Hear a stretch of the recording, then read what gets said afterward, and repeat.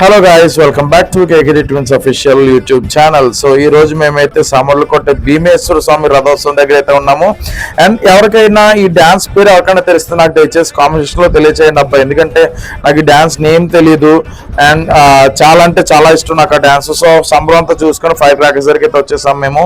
So ఎంతగానో ఎదురు చూస్తున్న ఫైర్ క్రాకర్స్ అయితే స్టార్ట్ అయిపోయాయి. సో ఎప్పుడైతే దేవుడు మనం క్రాస్ అయ్యి వెళ్తారో అప్పటి నుంచి స్టార్ట్ చేస్తారు అబ్బా, వేరే లెవెల్ అనమాట.